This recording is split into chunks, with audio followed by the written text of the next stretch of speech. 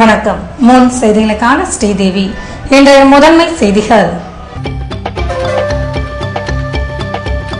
குழந்தைகளுக்கான இலவச கட்டாய கல்வி சட்டம் புதுவையில் 3 மாதங்களுக்குள் அமல்படுத்த வேண்டும் என அரசுக்கு ஹைகோர்ட் அதிரடி உத்தரவு.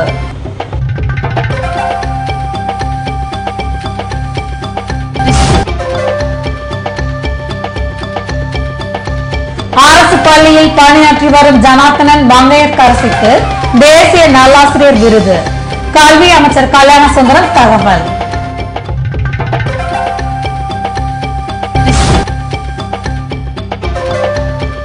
டெல்லி அண்ணா ஹசாரே பாணியில் புதுவையில் 84 வயதாகும் தியாகி அருள்ராஜ் உண்ணாவிரதம். நவம்பர் 1ஆம் தேதியை சுதந்திர தினமாக அறிவிக்க கோரிக்கை. இனி விரிவான செய்திகள். குழந்தைகளுக்கான இலவச கல்வி கட்டாய சட்டத்தை அமல்படுத்தும் வகையில் 3 மாதங்களில் விதிமுறைகள் வெளியிட வேண்டும் என்று புதுவை அரசுக்கு சென்னை உயர்நீதிமன்றம் உத்தரவிட்டுள்ளது. தமிழ்நாடு புதுச்சேரி குழந்தை உழைப்பு எதிர்ப்பு பிரச்சார இயக்கத்தின் மாநில அமைப்பாளர் ஜோசப் விக்டர் ராஜ் சென்னை உயர்நீதிமன்றத்தில் தாக்கல் செய்த மனுவில் 6 முதல் 14 வயது வரையிலான குழந்தைகள் அனைவருக்கும் இலவசமாக கல்வி கற்பிக்க வேண்டும் என அரசியல் அமைப்பு சட்டம் கூறுகிறது என்றும், இந்த அடிப்படை சட்டத்தை அமல்படுத்தும் விதமாக இலவச கட்டாய கல்வி சட்டம் பாராளுமன்றத்தில் நிறைவேற்றப்பட்டதுடன் கடந்த ஆண்டு ஏப்ரல் மாதம் அமலுக்கு வந்தது என்று குறிப்பிட்டிருந்தார். மேலும் மத்திய அரசின் விதிமுறைகள் கெசட்டில் வெளியிடப்பட்டதை தொடர்ந்து ஆந்திரா, கோவா, பஞ்சாப், ஹரியானா ஆகிய மாநிலங்களில் விதிமுறைகள் வகுக்கப்பட்டு வெளியிடப்பட்டுள்ளது என்றும், புதுவையில் கடந்த ஆண்டு செப்டம்பர் மாதம் வரைவு விதிகள் வகுக்கப்பட்ட போதிலும் அவை வெளியிடப்படவில்லை என்பதை சுட்டிக்காட்டியிருந்தார். எனவே குழந்தைகளுக்கான இலவச கட்டாய கல்வி குறித்த விதிமுறைகளை அரசு வெளியிட வேண்டும் என மனுவில் ஜோசப் விக்டர் ராஜ் குறிப்பிட்டிருந்தார். இந்த மனுவினை விசாரித்த சென்னை உயர்நீதிமன்றத்தின் தலைமை நீதிபதி இக்பால், நீதிபதி சிவஞானம் ஆகியோர் அடங்கிய முதல் பெஞ்ச் இவ்வழக்கின் அவசரம் கருதி விதிமுறைகளை 3 மாதங்களுக்குள் வெளியிட வேண்டும் என்று உத்தரவிட்டுள்ளது. இது குறித்து ஜோசப் விக்டர் ராஜ் கூறுகையில், குழந்தைகளுடைய இலவச கட்டாய கல்வி உரிமை சட்டம் என்பது மத்திய அரசு கொண்டு வந்துள்ள ஒரு மிக நல்ல சட்டங்களில் ஒன்று. இதன் மூலமாக குழந்தைகள், பெற்றோர்கள் மற்றும் ஆசிரியர்கள் எல்லாருமே பயனடைவார்கள். இந்த சட்டத்தை அமலுக்கு கொண்டு வருவதாக மத்திய அரசு அறிவித்து ஏறக்குறைய 15 மாதங்கள் ஆகியும் அதை புதுவை அரசு அமலுக்கு கொண்டு வரவில்லை.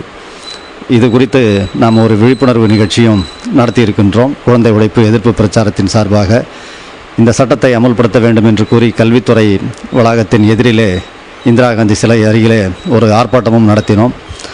அது மட்டுமல்லாமல் இந்த சட்டத்தை உடனடியாக அமல்படுத்த வேண்டும் என்று கூறி ஒரு ஸ்டிக்கர் பிரச்சாரத்தையும் நடத்தினோம். ஆனால் புதுவை அரசு இதுவரையில் அந்த கல்வி உரிமை சட்டம் தொடர்பாக எந்தவித அறிவிப்பையுமே வெளியிடவில்லை.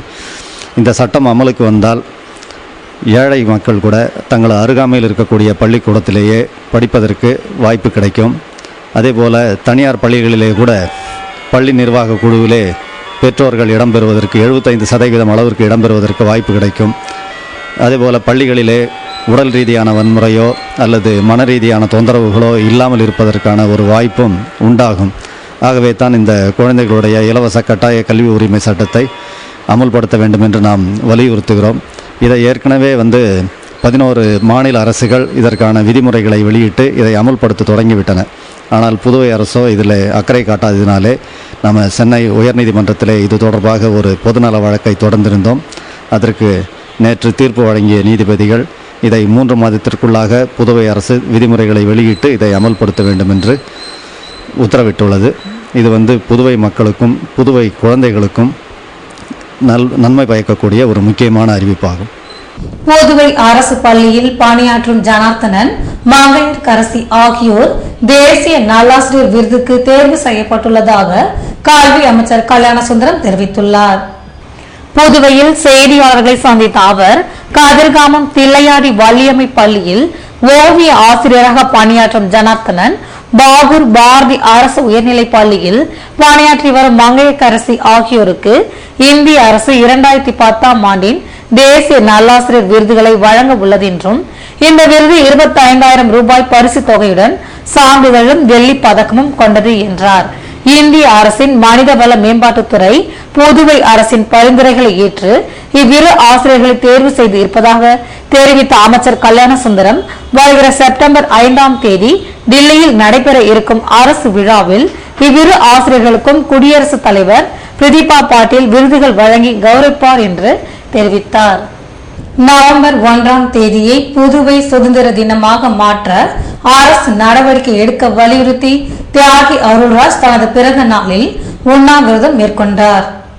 பிரெஞ்சு அரசாங்க குடியுரிமையை புறக்கணித்து சொற்ப எண்ணிக்கையில் வாழ்ந்து வரும் முதியோருக்கு உதவி தொகையாக 5000 ரூபாய் வழங்க வேண்டும், நவம்பர் 1ஆம் தேதியை புதுவை சுதந்திர தினமாக அறிவிக்க வேண்டும் என்பது உட்பட பல்வேறு கோரிக்கையை வலியுறுத்தி தனது பிறந்த நாளான ஆகஸ்ட் 2ஆம் தேதி சுதேசி மில் எதிரில் உண்ணாவிரதம் இருக்கப் போவதாக முன்னாள் சட்டமன்ற உறுப்பினரும் தியாகியுமான அருள்ராஜ் கடந்த வெள்ளிக்கிழமை அறிவித்திருந்தார்.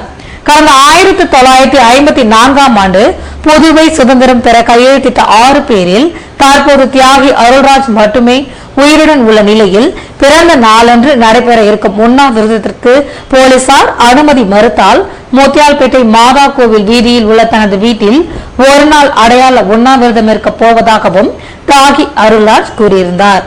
லோக்பால் சட்ட குறைபாடுகளை காரணத்தி டில்லியில் அண்ணா ஹசாரே உண்ணாவிரதம் இருக்க போவதாக அறிவித்திருப்பது போன்று புதுவையில் 84 வயதாகும் தியாகி அருள்ராஜ் பல்வேறு கோரிக்கையை வலியுறுத்தி செவ்வாய்க்கிழமையன்று சுதேசி மில் அருகில் உண்ணாவிரதம் மேற்கொண்டார். இதில் பிரெஞ்சு இந்திய விடுதலை இயக்கத்தின் தலைவர் சிவராஜ் மற்றும் நிர்வாகிகள் பலரும் கலந்து கொண்டனர். புதுவையில் காங்கிரஸ் எம்எல்ஏக்கள் எதிர்க்கட்சியாக செயல்பட வேண்டும் என்று அதிமுக செயலாளர் அன்பழகன் யோசனை தெரிவித்துள்ளார். புதுவையில் செய்தியாளர்களை சந்தித்த அவர் சென்டாக் மூலம் நடைபெற்ற தேர்வில் விளையாட்டு வீரர்கள் கோட்டாவில் முறைகேடு நடந்துள்ளது என்றும் இது தொடர்பாக தமிழக முதல்வர் ஜெயலலிதா அனுமதியுடன் சிபிஐ விசாரணை நடத்த வலியுறுத்தி மத்திய உள்துறை அமைச்சகத்திற்கும் சிபிஐ அதிகாரிகளுக்கும் மனு அளிக்க இருக்கிறோம் என்றார்.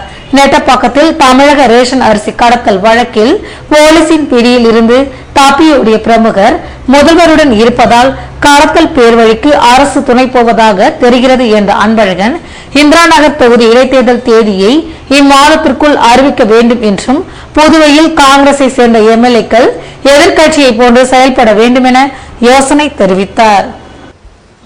ஒரு எம்எஸ்சி ஸ்போர்ட்ஸ் சர்டிபிகேட் ஒன்று வைக்கணும். அதாவது இந்த இதுக்கு பாருங்க, மெரிட் ஸ்போர்ட்ஸ் சர்டிபிகேட் அது வந்து வேலை வாய்ப்பு அலுவலகத்தில் 15 இருக்கணும். இப்போ வந்து +2 இல்ல 10th இல்லைன்னா வந்து +1 படிக்கும் போதோ எம்ப்ளாய்மெண்ட் ஆபீஸ்ல இது போன்ற சர்டிபிகேட் அங்க பதியணும். அவங்க வந்து அவங்க வந்து 15 பிறகு அவங்க சர்டிபிகேட் கொடுப்பாங்க, எம்எஸ்சி சர்டிபிகேட் ஒண்ணு. அதை கூட இவங்க கிட்ட கிடையாது. டெவலப்பிங் கேட்கும் போது ஆமாங்க இதுல வந்து தவறு நடந்திருக்கு தெரியுன்ற மாதிரி வருது செய்திகள். அதனாலதான் நாங்க விசாரணை வேணும்ன்றோம். ஆனா வந்து இது போன்ற விசாரணைகள் வந்து புதுச்சேரி அரசு மூலமா வைக்கப்பட்டால் இதுல வந்து உண்மையிலே வந்து உண்மைகள் வந்து நிச்சயமா கண்டறியப்படாது. இதுல வந்து நியாயங்கள் கிடைக்காது. புதுவையில் சமச்சீர் கல்வியை அமல்படுத்த வேண்டும் என்று வலியுறுத்தி கல்வித்துறை முன்பாக நடைபெற்ற ஆர்ப்பாட்டத்தில் பாட்டாளி மக்கள் கட்சியினர் கலந்து கொண்டனர். தமிழகம் மற்றும் புதுவையில் அனைவருக்கும் சமமான கல்வி கிடைக்க வேண்டும் என கடந்த ஆட்சியின் போது முதல்வர் கருணாநிதி கொண்டு வந்த சமச்சீர் கல்வி திட்டம் ஆட்சி மாற்றத்திற்கு பின்னர் முதல்வர் ஜெயலலிதாவால் நிறுத்தி வைக்கப்பட்டது. தற்போது இது தொடர்பான வழக்கு உச்சநீதிமன்றத்தில் உள்ளதால் கடந்த 2 மாதங்களாக மாணவ மாணவிகள் பள்ளிக்கு சென்ற போதிலும் எந்த ஒரு பாடத்தையும் படிக்க முடியாத நிலைமை காணப்படுகிறது. இதுபோன்ற சூழ்நிலையில் சமச்சீர் கல்வியை அமல்படுத்த வலியுறுத்தி ஜூலை 29ஆம் தேதி திமுகவினர் அறப்போர் கிளர்ச்சியில் ஈடுபட்டனர். இதன் தொடர்ச்சியாக கல்வித்துறை அலுவலகம் அருகில் செவ்வாய்க்கிழமையன்று ஆர்ப்பாட்டம் நடைபெற்றது. மாநில பாமக செயலாளர் அனந்தராமன் தலைமையில் நடந்த போராட்டத்தில் கட்சியினர் கலந்து கொண்டு சமச்சீர் கல்வியை அமல்படுத்த வேண்டும் என்று தமிழக புதுவை அரசை வலியுறுத்தி கோஷங்கள் எழுப்பினர்.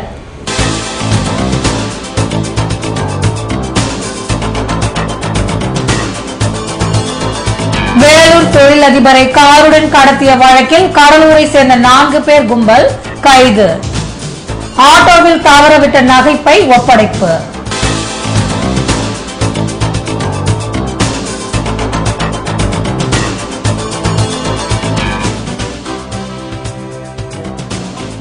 முப்பது நாள் நடைபெறும் ரமலான் நோன்பு துவக்கம்.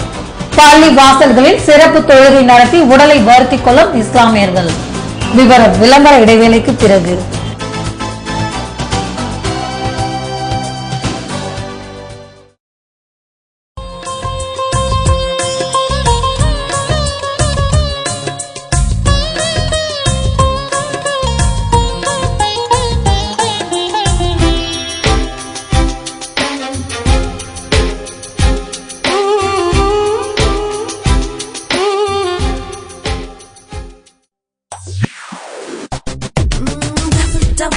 Double offer. Money Electronics double offer.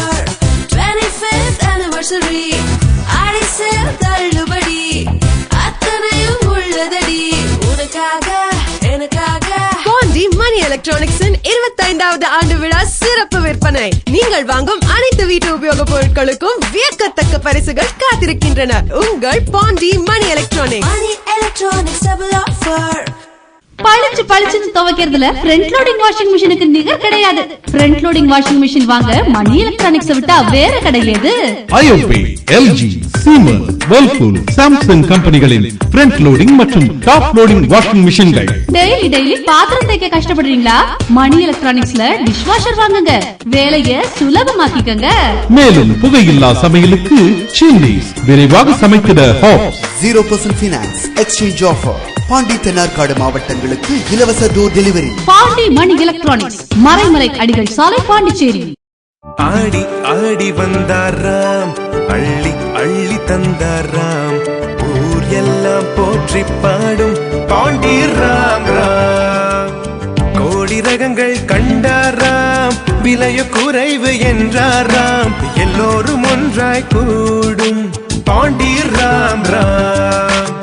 மனதில் ஆசை கொண்டாராம், மீண்டும் மீண்டும் வந்தாராம், உள்ளங்கள் என்றும் நாடும் பாண்டி ராம் ராம். பாண்டி ராம் சில்க்ஸின் ஆடி தள்ளுபடி 5 முதல் 50% வரை. பாண்டி ராம் ராம்.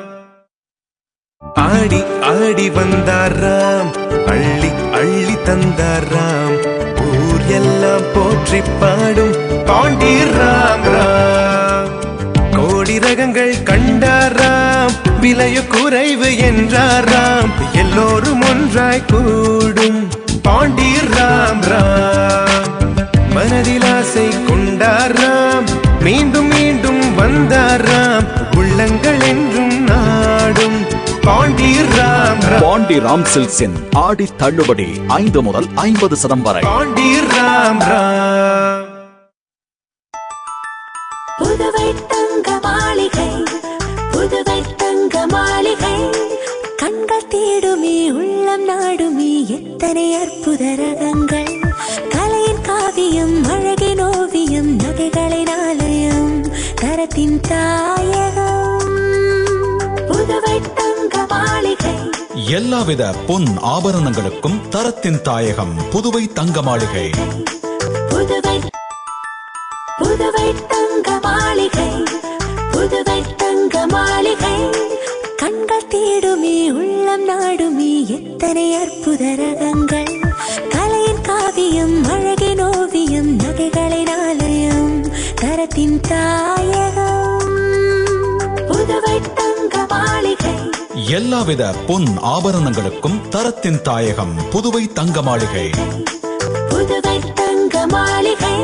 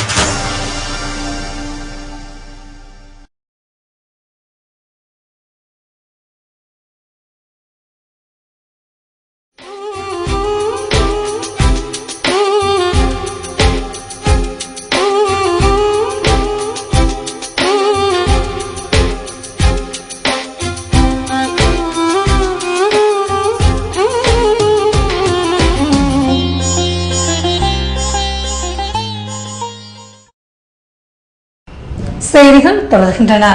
நீதிமன்ற ஆணைக்கு பின்னர் பணி நிரந்தரம் செய்ய மறுக்கும் நடவடிக்கையை கண்டித்து புதுவை முனிசிபல் தொழிலாளர்கள் கூட்டமைப்பினர் உள்ளாட்சித்துறை அலுவலகம் முன்பாக கண்களை கருப்பு துணியால் கட்டி போராட்டத்தில் ஈடுபட்டனர்.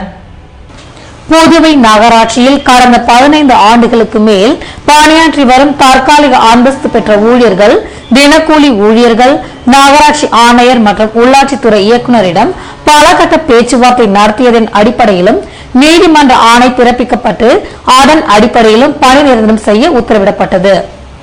இதனை நிறைவேற்ற வலியுறுத்தி பலமுறை முறையிட்ட போதிலும் நடவடிக்கை எடுக்காத உள்ளாட்சித்துறையின் நடவடிக்கையை கண்டித்து முனிசிபல் தொழிலாளர்கள் கூட்டமைப்பினர் செவ்வாய்க்கிழமையன்று கண்களை கருப்பு துணியால் கட்டிக்கொண்டு போராட்டத்தில் ஈடுபட்டனர். இதற்கு சங்க தலைவர் விநாயகவேல் தலைமை தாங்க செயலாளர் உதயகுமார் முன்னிலை வகித்தார். போராட்டத்தில் கலந்து கொண்ட மத்திய கூட்டமைப்பின் பொது செயலாளர் லட்சுமணசுவாமி உள்ளாட்சித்துறையின் செயல்பாடுகளை கண்டித்து உரையாற்றினார்.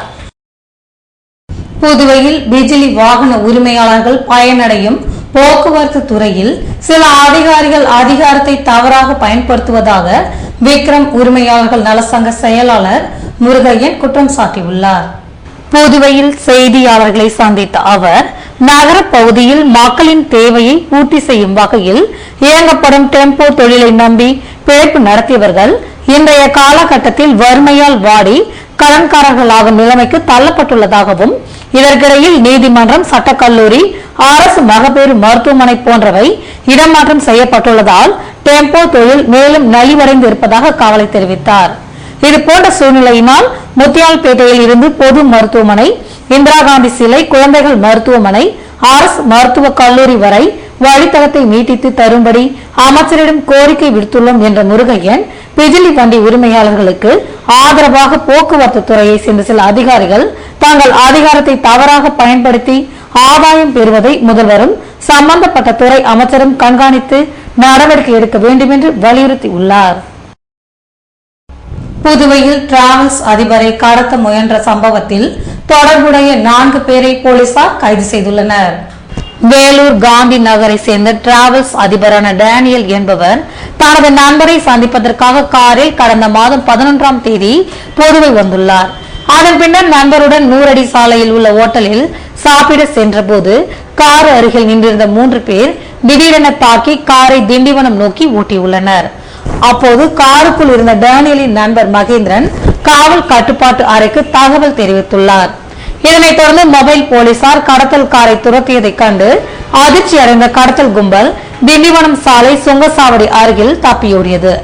இதன் பின்னர் காயமடைந்த டேனியல் மற்றும் அவரது நண்பன் ஆகியோர் மருத்துவமனையில் அனுமதிக்கப்பட்டனர்.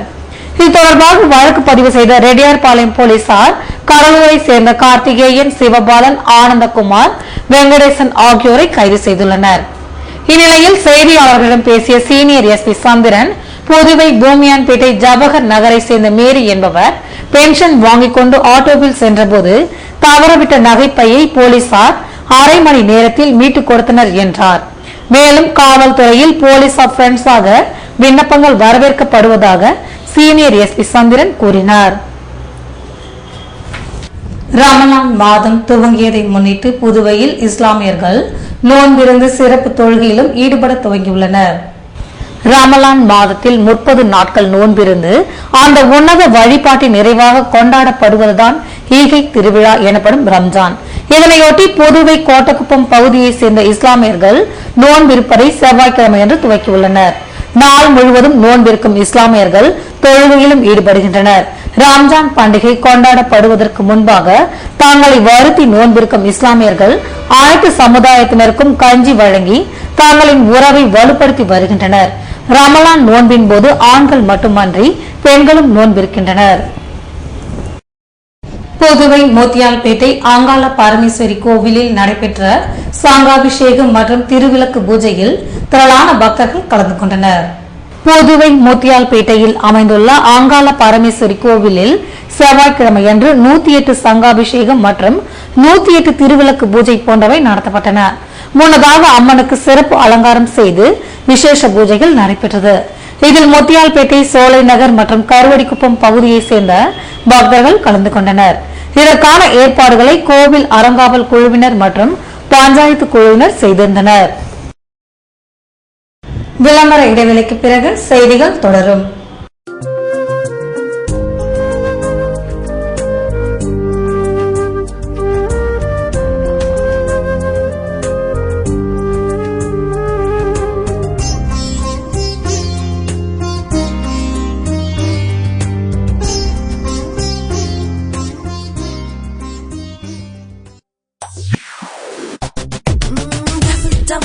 Double offer.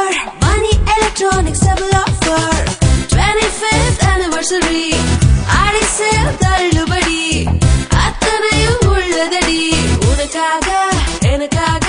பாண்டி மணி எலக்ட்ரானிக்ஸின் 25வது ஆண்டு விழா சிறப்பு விற்பனை. நீங்கள் வாங்கும் அனைத்து வீட்டு உபயோக பொருட்களுக்கும் வியக்கத்தக்க பரிசுகள் காத்திருக்கின்றன. உங்கள் Pandi Mani electronics. Money Electronics double offer.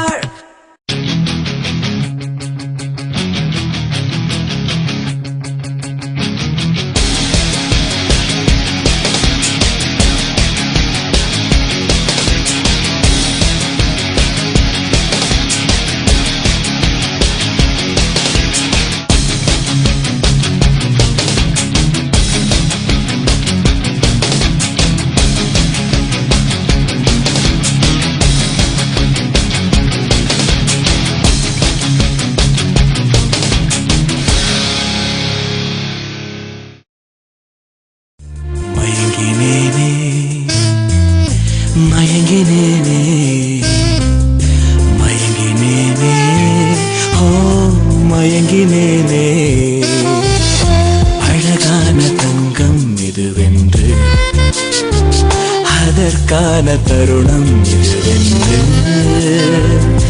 மயங்கினேனே.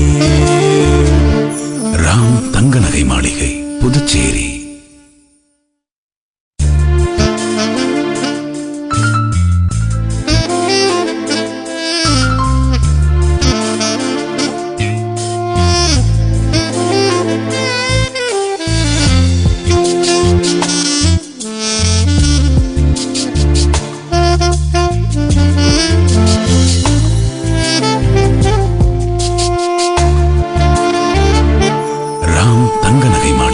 Puducherry.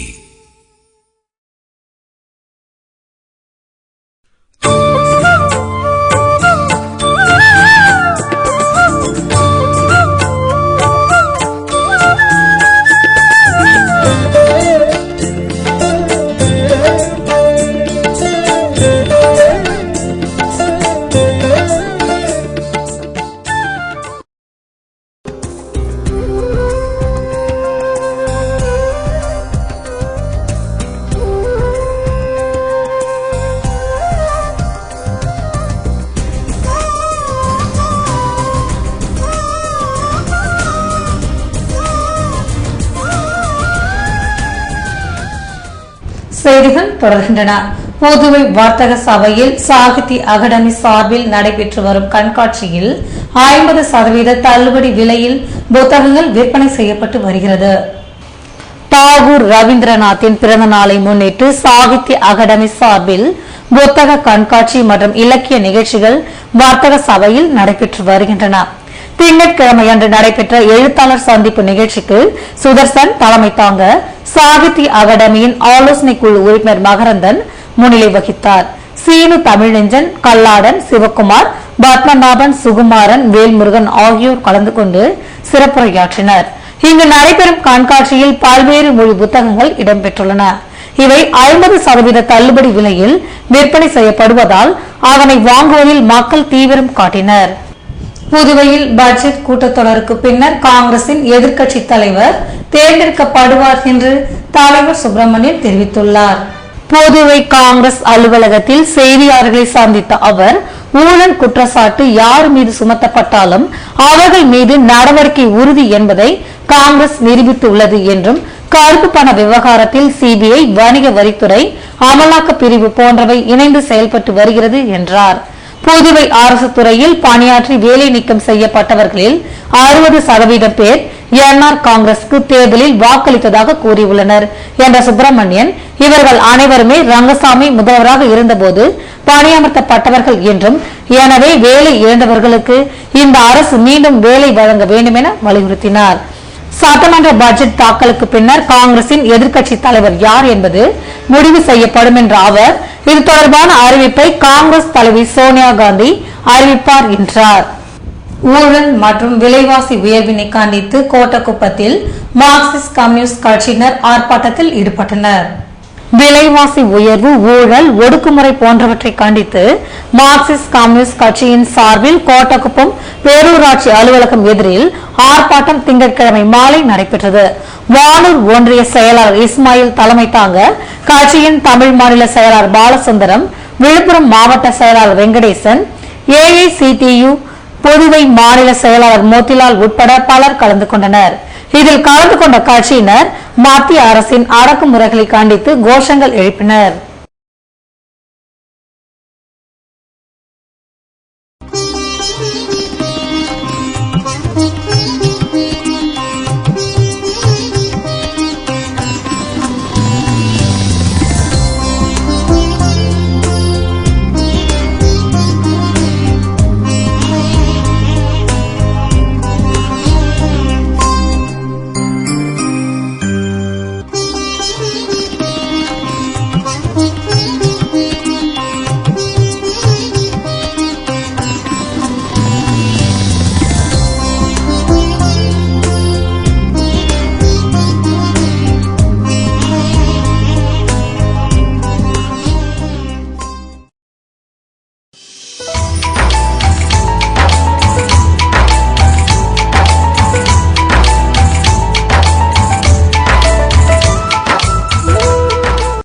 புதுவையில் இன்றைய வெப்பநிலை அதிகபட்சமாக 91 டிகிரி ஃபாரன்ஹீட்டாக பதிவானது. நாளைய வானிலை 89 டிகிரி ஃபாரன்ஹீட்டாக காணப்படுவதுடன் லேசான மழை பொழிய வாய்ப்பிருப்பதாக வானிலை மையம் தெரிவித்துள்ளது.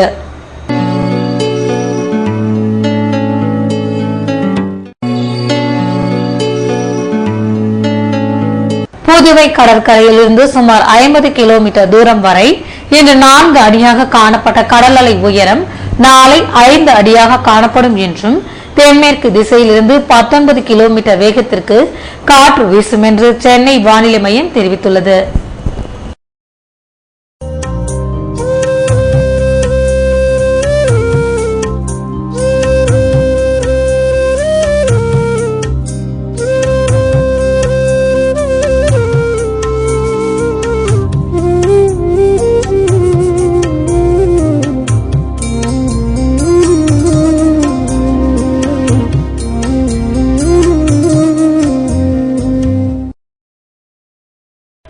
மீண்டும் இன்றைய முதன்மை செய்திகள்.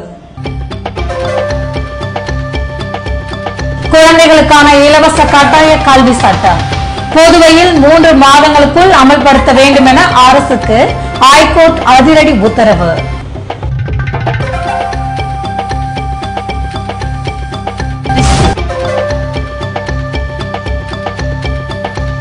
அரசு பள்ளியில் பணியாற்றி வரும் ஜனார்த்தனன் மங்கையர்கரசிக்கு தேசிய நல்லாசிரியர் விருது. கல்வி அமைச்சர் கல்யாண சுந்தரம் தகவல்.